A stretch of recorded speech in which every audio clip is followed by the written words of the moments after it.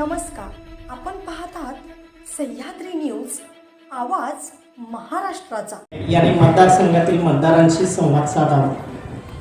महायुतीचे लोकप्रिय उमेदवार, माझे मित्र आणि तरुण सहकारी आदरणीय सुहास बाबर, सुहास नाना शिंदे, राजेंद्रजी शिंदे, राजाभाऊ शिंदे, कमलजी शिंदे, विनोद सोनवणे, सुशांतजी देवकर, व्यासपीठावर उपस्थित असलेले सर्व सन्माननीय मान्यवर, अमोलजी बाबर, महायुतीचे सर्व पदाधिकारी आणि हजारोंच्या संख्येनं या सभेला उपस्थित असलेले सर्व अनिल भाऊंना प्रेम करणारे आणि सुहासला आशीर्वाद देणारे बंधू आणि भगिनी, आजची ही उपस्थिती बघितल्यानंतर कोणी काही जरी म्हटलं तरी सुहास भैया यांचा विजय हा 100% निश्चित। आणि ते सांगायला आता कुठच्या भविष्यकाराची देखील आवश्यकता नाही। मी स्वतः विधिमंडळामध्ये 4 वेळा आमदार म्हणून काम केलं, राज्याचा 3 वेळा राज्यमंत्री, मंत्री, विविध महामंडळांचा अध्यक्ष राहिलो। परंतु अनिल भाऊंची कामाच्या पाठपुराव्याची दिशा फक्त सुहासला दिली नाही, तरी आमच्यासारख्या कार्यकर्त्यांना देखील दिली। आणि याचं मूर्तिमंत उदाहरण म्हणजे त्याने केलेलं पाण्याचं काम। मला आठवतं की नागपूरला एक कॅबिनेट मीटिंग सुरू होती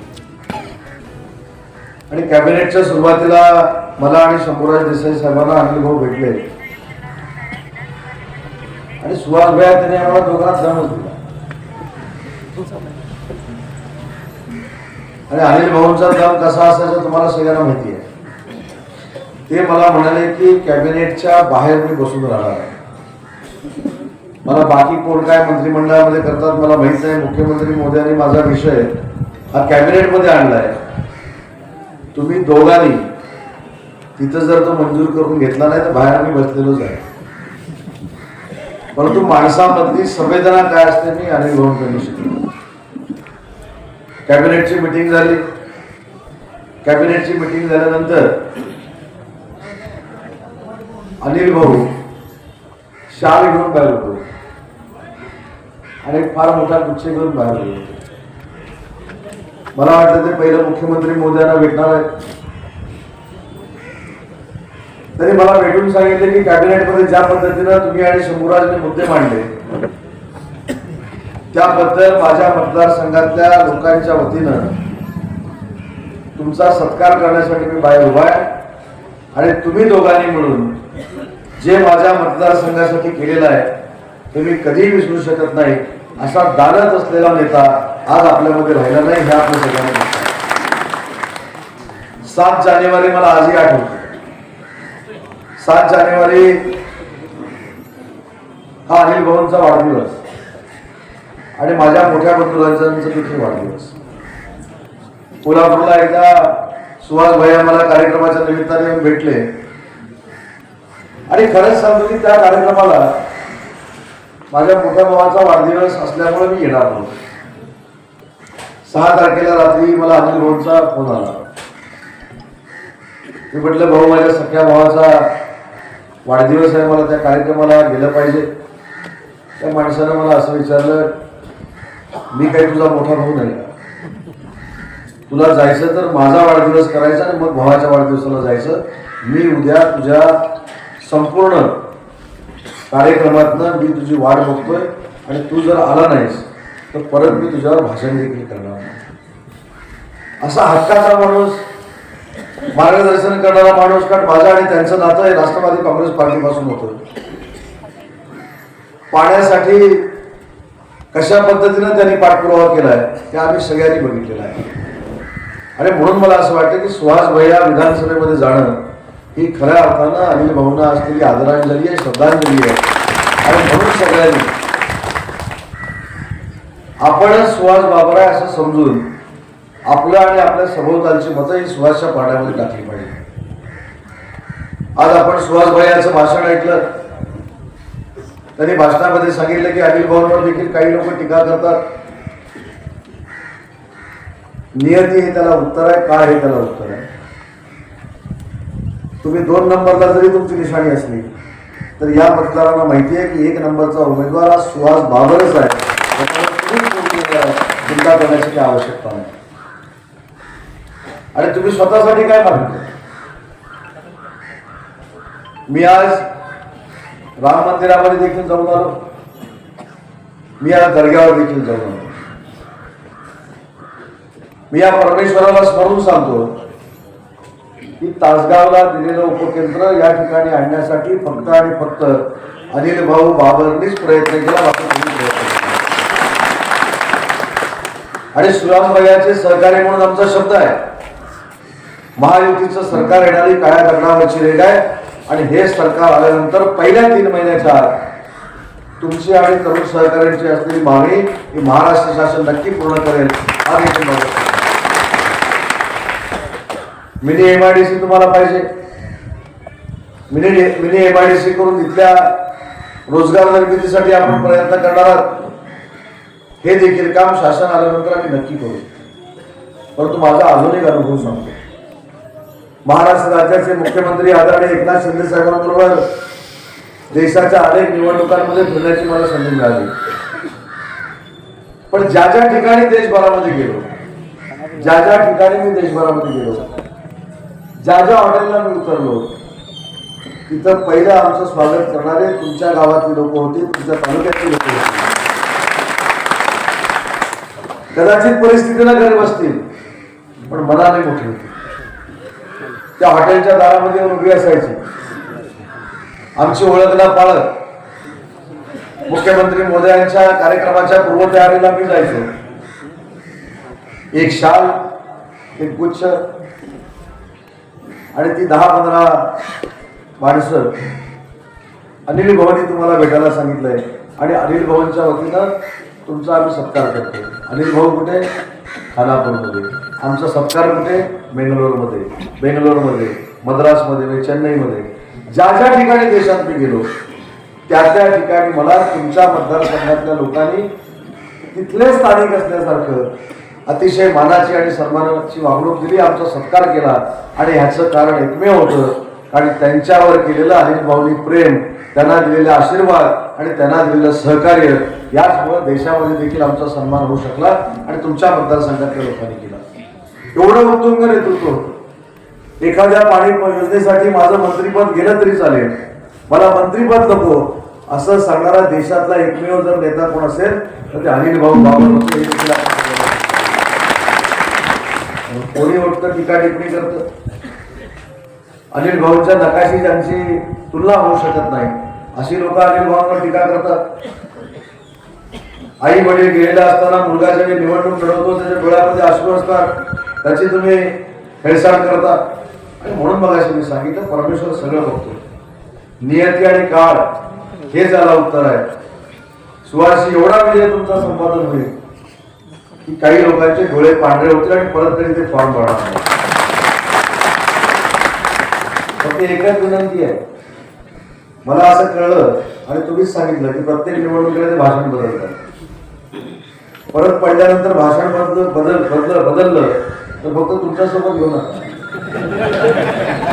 पुढच्या निवडणुकीला तुम्हीच सांगा हे बघा हे 4 वर्ष माझ्याबरोबर होते, निवडणूक लागली, परत तिकडे गेले आणि माझ्या विरोधात भाषण केले. म्हणजे त्यांना माहिती आहे चलती कुठं असतं तिकडे ते जातात, खडखडीत नाणं कुठं असतं त्याची ते सोबत करतात. पण ती सोबत जास्तीत जास्त 4 वर्ष असते असं तुम्हीच सांगितलंय. आता उद्या तुम्ही पण एवढे भावनिक आहात, तुम्हाला येऊन सांगतील की नाही तुमच्याबरोबर आता मी पाहिजे, तुमच्यातला माझ्यातला वाद संपला, हे झालं ते झालं आणि विजय बरोबर आपल्या सगळ्यांच्या पुढे असते ती फक्त लक्षात आहे. पण खोटं बोलणारा माणूस राजकारणामध्ये टिकत नाही. आज मला आश्चर्य वाटतं ज्या उभाट्याच्या पक्षप्रमुखांसाठी 2014 पासून या अनिल भाऊंनी वाटेल त्या स्तरावर त्यांना प्रोटेक्ट केलं, वाटेल त्या ठिकाणी जाऊन त्यांना पाठबळ देण्याचा प्रयत्न केला. परंतु त्याच्यानंतर पुढच्या कालावधीमध्ये ते अनिल भाऊंना भेटू देखील शकले नाही. हे आमचं दुर्दैव आहे. आणि त्याच्यामुळेच एकनाथ शिंदे साहेबांनी उठाव केला. आज माननीय मुख्यमंत्री एकनाथ शिंदे साहेबांच्या उठावामध्ये आणि मुख्यमंत्री पदामध्ये जर सिंहाचा वाटा कोणाचा असेल तर तो या मतदारसंघाचा म्हणजे अनिल भाऊ बाबर आहे. आणि मी देखील प्रामाणिकपणानं सांगतो, अनिल भाऊ हे पहिल्या फळीतले खेळाडू होते त्यावेळी, आम्ही दुसऱ्या फळीतले होतो. पण अनिल भाऊंनी एकनाथ शिंदे साहेबांबरोबर हे जर धाडस दाखवलं नसतं तर उदय सामंत देखील उद्योगमंत्री झाला नसता. त्याच्यामुळे सुहास बाबर हा जो उभा आहे हा फक्त आणि फक्त अनिल भाऊंचा मुलगा म्हणून नाही, आज अनिल भाऊंचा संपूर्ण सहभाग आपल्याला नसताना त्यांचा विचार पुढे घेऊन जाणारा एक दूत म्हणून उभा आहे. त्याची नोंद देखील आपल्या मतदारांनी घेतली पाहिजे. आणि त्यांच्या पावलावर पाऊल टाकून जर सुहास भैया भविष्यामध्ये काम करणार असेल तर मताधिक्य वाढून तो विधानसभेमध्ये गेला पाहिजे. आज अतिशय चांगल्या पद्धतीची तरुण फळे त्यांच्या बरोबर आहे, युवकांचा लोंढा त्यांच्या बरोबर असतो. आता मी येत असताना जो उत्साह बघितला, हा उत्साह भल्या भल्यांच्या राजकीय कारकिर्दीमध्ये कोणाला मिळत नाही. पण सुहासजी, मला आपल्याला एक विनंती करायची आहे, आपल्या घराचा वारसा सत्ता देखील नाकारण्याचा आहे, सत्ता देखील नाकारण्याचा आहे. जो काँग्रेसच्या लोकांनी सांगितलं की तुम्हाला जिल्हा परिषद अध्यक्ष करतो, परंतु भाजपाची साथ सोडा. तत्वनिष्ठ माणूस कसा असतो, अनिल भाऊंनी सांगितलं एक वेळ राजीनामा दे, परंतु जिल्हा परिषदेचा अध्यक्ष व्हायचं नाही. मी भाजपाला कमिटमेंट केलेली आहे, भाजपला पद दिलं तर घे, त्याचं न घेता घरात बस, असा सांगणारा स्वाभिमानी नेता हा तुमच्या घरामध्ये होता आणि त्याचे तुम्ही चिरंजीव आहात. जनता फार ऐकत असते, बघत असते आणि त्याच्यावर मत ठरवत असते. तुम्ही जरा त्या गर्दीकडे जर बघितलं, तुम्ही मला सांगितलं छोटासा गाव, हा छोटासा गाव जरी असला तरी तुमचं ऐकण्यासाठी, तुम्हाला आशीर्वाद देण्यासाठी जेव्हा हजारो लोक जमतात तरी तुमचा विजय हा निश्चित आहे. परंतु हा विजय मिळाल्यानंतर त्या सगळ्यांची कामं करणं ही तुमची माझी देखील जबाबदारी आहे. आणि मी इथं आलो, मी काही मेहरबानी केली नाही. जे अनिल बाबासाहेबांनी आम्हाला सहकार्य केलं, आमच्या राजकीय जीवनामध्ये देखील आम्हाला ताकद दिली, अशांचे चिरंजीव आणि सुपुत्र ज्यावेळी उभे असतात तर आमच्या सरकारचा प्रचाराचा खालीचा वाटा असतो.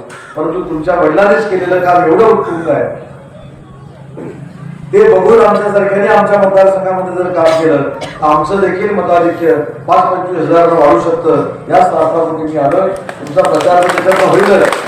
पण भविष्याच्या राजकीय कारकिर्दीमध्ये माझ्या मतदारसंघामध्ये जाऊन मला काय करायचं आहे त्याची देखील मला कल्पना येईल. म्हणून दोन्ही अर्थानं आलो. राजकारण या स्वार्थी असतो, तुमच्या प्रचाराला तर आलोच, पण तुमचा प्रचार करत असताना टेम्पो कसं झालं, पाणीदार आमदार म्हणून नाव कशा पद्धतीनं पडलं, 50-50 कोटीची कामं तुम्ही आता सांगितलं, एका गावात 50 कोटीचं काम, हे म्हणजे जादूच आहे. तुम्ही सांगितलं 80 कोटी असून गाव, म्हणजे एका गावामध्ये 50-50 कोटीची कामं आणणारा महाराष्ट्रातला पहिला आमदार जर कोण होता असेल तर ते अनिल भाऊ बाबर होते. आणि एका नगरपालिकेला देखील 1 लाख लोकवस्तीच्या नगरपालिकेला देखील 50 कोटी रुपये मिळत नाहीत. ते एका गावाला 50 कोटी रुपये आणण्याची दानत आणि धमक आपल्या अनिल भाऊंमध्ये होती. आणि म्हणून सुहास भैया विधानसभेमध्ये गेले पाहिजे. आज विधानसभेमध्ये जात असताना त्यांनी सांगितलं की हे काम झालं पाहिजे, ते काम झालं पाहिजे. मला खात्री आहे की आम्ही जर काम केलं नाही तर तुमच्या वतीनं विधानसभेमध्ये आवाज उठवतो. आणि नुसता आवाज उठवणार नाही तर ते काम पूर्ण होईपर्यंत विधानसभेचा सदस्य म्हणून, आमदार म्हणून वेळ पडल्यास आमच्याबरोबर जरी भांडावं लागलं तरी सुहास भैया भांडतील. एवढ्या ताकदीचा एक युवा कार्यकर्ता, ताकदीचा एक नेता, ताकदीचा एक उमेदवार माननीय एकनाथ शिंदे साहेबांनी, देवेंद्रजी आणि अजितदादांनी तुम्हाला दिलेला आहे. आणि मला हा पॅटर्नच कळत नाही. म्हणजे मी आल्यानंतर 10-15 मिनिटं शांत होतो. पॅटर्न काय, सगळ्यांचाच आशीर्वाद. कैलासवासी आर पाटील साहेबांचा देखील आशीर्वाद, देवकर साहेब कुठे आहे, आमच्या जिल्ह्यात पण फोन करा नाही, त्यांचा पण आशीर्वाद. मला असं वाटतं की पतंगराव कदम साहेबांचा देखील आशीर्वाद असेल. म्हणजे हा सुहास भैयाचा कुठचा पॅटर्न नाही हेच मला कळत नाही.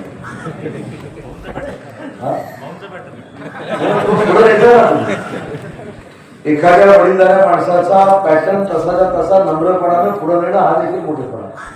आणि तसं तुम्ही जर वागला नसता तरी सिनियर मंडळी तुमच्यासोबत राहिली नसती. आणि म्हणून खऱ्या अर्थानं अनिल भाऊंचा तुम्ही वारसा वाढवताय, जोपासताय. पण जाताना मला कानात सांगा की हा पॅटर्न कसा तयार झाला. उबाटाचा पण दोन्ही तालुका प्रमुख, खानापूर, आटपाडी, उबाटा तालुका प्रमुख. हे भयानक पॅटर्न आहे बा. उमेदवार आमचा पाठिंबा सगळ्यांचा. त्याच्यामुळं हा पॅटर्न जर आमच्यासारख्या प्रत्येकाला मिळाला तर मला असं वाटतं की महायुतीच्या जागा 288 पैकी 250 यायला काय हरकत नाही. पण एक मनापासून सांगतो की अनिल भाऊंचा आशीर्वाद तर आहेच. आज अनिल भाऊ जिथं कुठं असतील तिथं ते आशीर्वाद देत असतील. पण शेवटी त्यांचा वारसा पुढे नेत असताना वारसा पुढे नेणाऱ्या माणसामध्ये देखील क्वालिटी लागते. जसं मगाशी आपण सांगितलं की नाशिकची क्वांटिटी, द्राक्षाची इथली क्वालिटी, तशी नेत्यांमध्ये देखील क्वालिटी जर सर्वश्रेष्ठ कोणामध्ये असेल उमेदवारांमध्ये ती सुहास भैयांमध्ये त्याची देखील. उद्या राज्याचे मुख्यमंत्री आदरणीय एकनाथ शिंदे साहेब देखील येणार आहेत. त्यांना देखील सुहास बाबर किती मतांना निवडून येणार आहेत हे दाखवण्यासाठी लाखोंच्या संख्येनं तुम्ही तिथं उपस्थित राहिलं पाहिजे. आणि त्यांना देखील एक विश्वास दिला पाहिजे की अनिल भाऊंच्या पश्चात आम्ही सुहास भैयाबरोबर ठामपणानं उभे आहोत. आम्ही सगळे त्याच्यासोबत उभे आहोत. मी तुम्हाला शब्द देतो शिंदे साहेबांच्या वतीनं, देवेंद्रजींच्या वतीनं आणि अजितदादांच्या वतीनं या मतदारसंघामध्ये सुहास भैया जे जे काय सांगेल ते करण्याची भूमिका सरकार म्हणून आम्ही घेऊ. आणि हे ठामपणानं का सांगतोय तर आज लिहून ठेवा, ज्यांच्याकडे पेन आहे कागद आहे त्यांनी ठेवून ठेवा. आणि 23 तारखेला माझा मोबाईल नंबर घ्या आणि मला फोन करा. 175 पेक्षा जास्त जागा जिंकून महायुतीचं सरकार या महाराष्ट्रामध्ये येणार आहे. आणि त्या महायुतीच्या सरकारमध्ये फार मोठ्या मताधिक्यानं तुमचे देखील आमदार असतील याच्याबद्दल माझ्या मनात अजिबात नाही. पण मताधिक्य एवढं द्या की खऱ्या अर्थानं अनिल भाऊंना आनंद झाला पाहिजे. अनिल भाऊंना वाटलं पाहिजे जिथं कुठं असतील तिथे की माझ्या पश्चात माझा मतदारसंघ सांभाळणारा, माझ्या लोकांना बरोबर घेऊन जाणारा, माझ्या लोकांना साथीने मिळणारा आणि माझ्यासारखीच माझ्या सगळ्या लोकांना वागणूक देणारा माझा मुलगा हा फार मोठ्या मताधिक्याने विधानसभेमध्ये गेलाय आणि माझं स्वप्न पूर्ण करण्यासाठी गेलाय. हे समाधान जिथं कुठं ते असतील त्यांना बघण्याची संधी आपण सगळ्यांनी मिळून प्राप्त करून द्यावी एवढीच मला या सभेच्या निमित्तानं विनंती करायची आहे. आणि एक भावनिक नेता कसा असतो ते सांगतो आणि माझं मनोगत संपवतो. 7 जानेवारी मी सुहासला देखील सांगितलं. 7 जानेवारीला मी हेलिकॉप्टरने की विमानानं आलो होतो, मला काय माहिती, हेलिकॉप्टरनं आलो होतो आणि भाऊ माझ्या बाजूला बसलेले होते. तुम्हाला मी सांगितलं की भाऊंचं बोलणं आणि अधिकारवाणी हे आमच्यावर सगळ्यांवर कायमस्वरूपी चालायची. मी भाऊला विचारलं, भाऊ मी भाषण करून जाऊ का? मला म्हणले माझा कार्यक्रम पूर्ण व्हायचा. आता अनिल भाऊने सांगितलं म्हटल्यानंतर विषय संपला. केवढ्या बाळगड अशी झाली की मला पायलटचा फोन आला त्याला हेलिकॉप्टर जाऊ शकत नाही. आणि माझं जेवण अनिल भाऊने आग्रहाने करून ठेवलं. मी गाडीत बसून निघालो. भाऊला म्हटलं आता पण लवकर भाषण करून द्यायला लागेल. भाऊ म्हणले ठीक आहे पण जेवल्याशिवाय जायचं नाही. भाऊ आता दोन्हीकडनं सांगताय, लवकर पण जा म्हणताय, घरी जाऊन जेवण पण करा म्हणताय. म्हणले नाही, जसं मी तुला घरात वाढणार होतो तसं जेवण डब्यातून तुला गाडीमध्ये दिलेलं आहे.